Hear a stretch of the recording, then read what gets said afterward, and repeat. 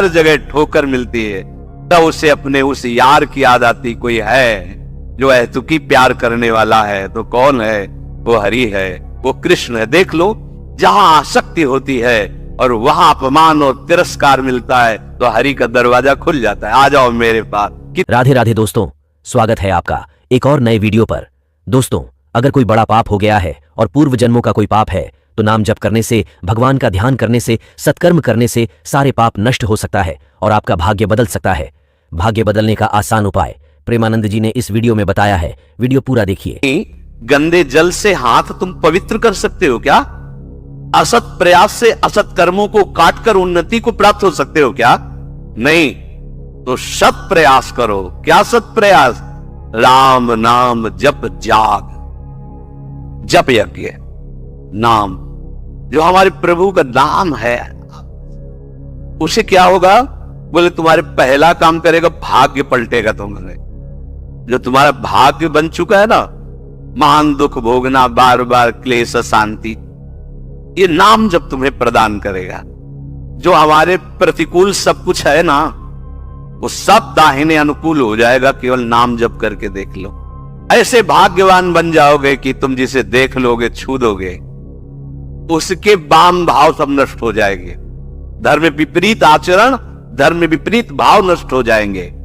चराचर जीव असंख्य है, सबकी अलग अलग चाहत है, गति है। किसी की जल में बहुत गति है। अब तैरना नहीं आता तो आपका शरीर पूरा हो जाएगा जल में, लेकिन मछली, कछुआ, मगरमच्छ, इनकी तो गति है, उसी में आनंदित रहते हैं।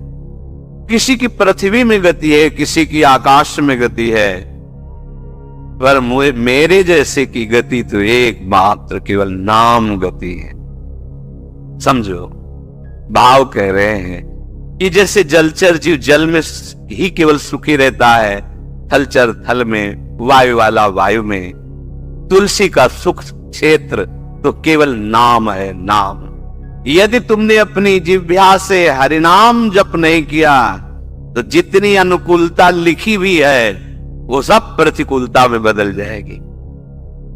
आपको लगेगा कि ये कैसी बात, नाम न जपे तो हमारे भाग्य से जो अनुकूलता लिखी वो भी प्रतिकूलता हो जाए। हाँ, हो जाएगी। भगवद विमुख की प्रत्येक अनुकूलता प्रतिकूलता से भी भयानक दुख देने वाली होती है, और भगवत सन्मुख की प्रत्येक प्रतिकूलता करोड़ों अनुकूलताओं से भी बढ़कर सुख देने वाली होती है। भारी अनुकूलता, भारी प्रतिकूलता में है यदि भगवत विमुख हो, तभी तो जिसको लगता है कि मैंने जीवन में बहुत कुछ प्राप्त किया, यश, मान, सम्मान, प्रतिष्ठा, रुपया, पैसा, ये क्या है, क्या है? जैसे स्वप्न में राजा बने, जगह तो कुछ नहीं। ऐसे ही जिस समय अंतिम समय आएगा, उस समय तुम्हारे होश ठिकाने होंगे, पर तुम कुछ करने लायक नहीं होगे। इसलिए जो नाम जप नहीं कर रहे, मानो अपने जीवन को जितनी भी अनुकूलता सब प्रतिकूलता में बदल रहे हैं।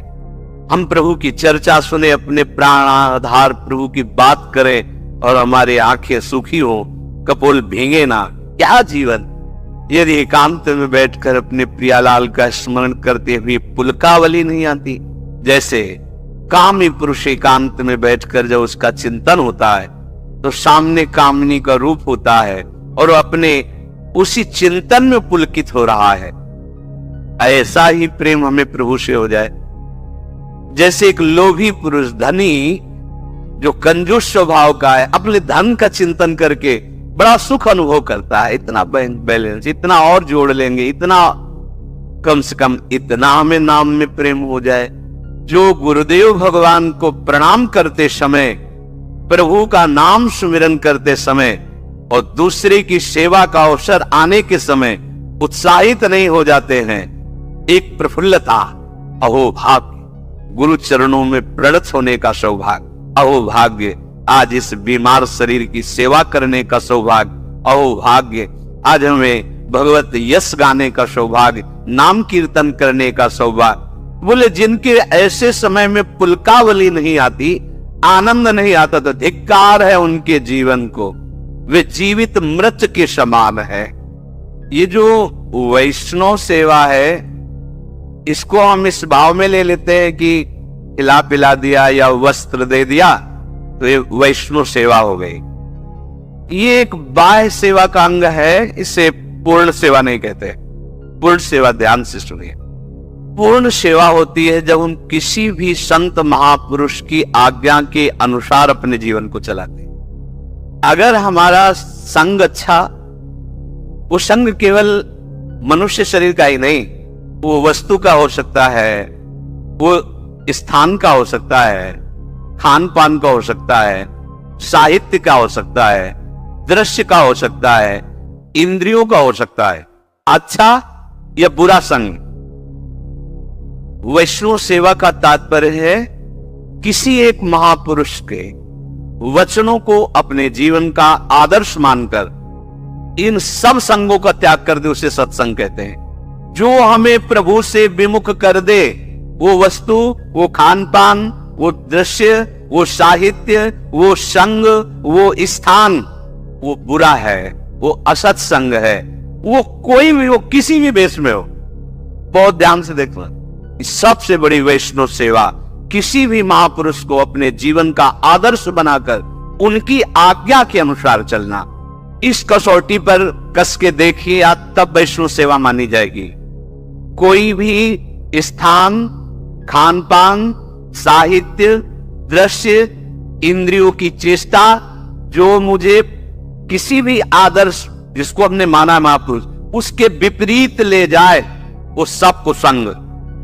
चाहे वो वस्तु, व्यक्ति, स्थान, ग्रंथ, पंथ कुछ भी हो, जो आदेश मिला है गुरुजनों उसके अनुसार, जिस वस्तु के सेवन से, जिस व्यक्ति के संग से, जिसके पढ़ने से, जिसके देखने से, जिससे व्यवहार करने से हमें प्रभु की याद बढ़ रही है और अपने आदर्श महापुरुष की आज्ञा पालन हो रही है, बस ये हमारा सत्संग हो रहा है, ये हमारा साधु संग हो रहा है। बहुत ध्यान देने योग्य बात है। तुलसी सो वो वस्तु, वो व्यक्ति, वो स्थान, वो दृश्य, वो साहित्य, वो संग, वो व्यवहार। तुलसी सो सब भांति परम हित, पूज्य प्राण ते प्यारो, जासो होए स्नेह राम पद। जिस वस्तु के सेवन से, जिसके संग से, जिसके पठन से हमें प्रभु से प्यार हो जाए, स्नेह राम पद एतु, यही सबसे बड़ा संग। हम कुसंग का मतलब केवल व्यक्ति का संग समझते हैं, नहीं।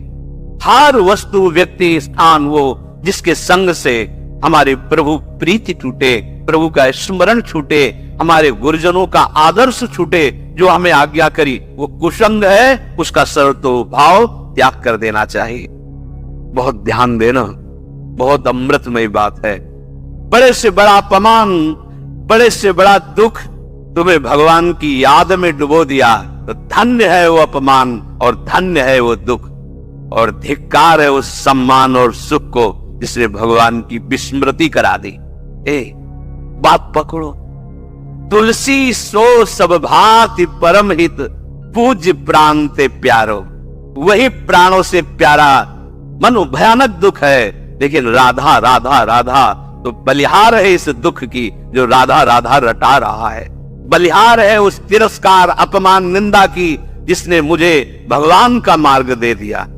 और धिक्कार है उस सम्मान और दुलार और उस प्यार को, जिसने प्रभु से विमुख करके भोगों में फंसा दिया। यदि बड़ा से बड़ा दुख हमें हमारे प्रभु हरि के चरणों में बैठाल दे, तो इससे बड़ा सुख क्या हो सकता है। और सच्ची मानो, ये दुख ही एक औषधि ऐसी है जो एक रास्ता खोलती है हरि का, लेकिन माया ऐसे बंद रखती है और इधर ही भटकाती है। जब हर जगह ठोकर मिलती है, तब उसे अपने उस यार की याद आती, कोई है जो अहेतुकी प्यार करने वाला है। तो कौन है? वो हरि है, वो कृष्ण है। देख लो, जहां आसक्ति होती है और वहां अपमान और तिरस्कार मिलता है, तो हरि का दरवाजा खुल जाता है। आ जाओ मेरे पास, कितने कृपालु।